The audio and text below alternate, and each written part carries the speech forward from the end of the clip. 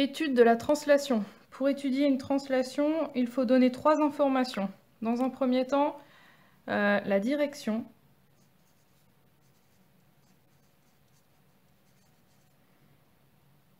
Donc ici, on fait un glissement de manière horizontale.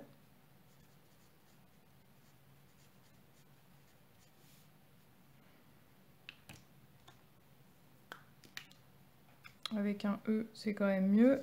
Hop. Ensuite, le sens. Donc horizontal, on peut aller soit vers la gauche, soit vers la droite. Là, on va vers la gauche, pardon.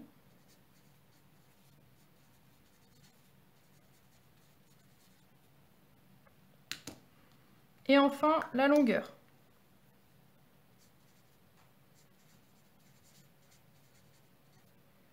Donc on se déplace horizontalement vers la gauche, et de combien? Eh bien, on va mesurer avec la règle la distance entre A et A'. 15 cm. Donc pour faire l'image de B, qui va s'appeler B', il va falloir se déplacer de manière horizontale vers la gauche à 15 cm. Pour être sûr d'être horizontal, on va faire une parallèle à A'. On va s'aider de la réquerre. Hop.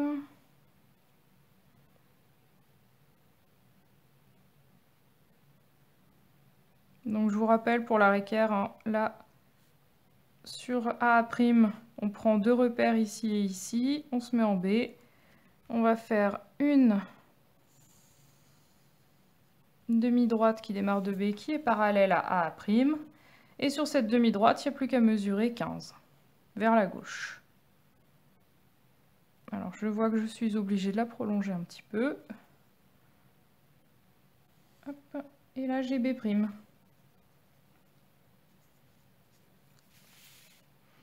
Et bien pour C', on va faire de même. Une parallèle à A', passant par C. Hop, donc là mon point de repère, ici et ici.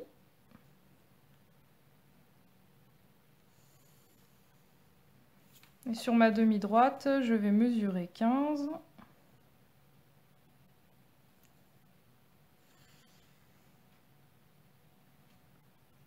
Et ici, j'ai C'. Si bien que l'image du triangle ABC va être le triangle A', B', C'.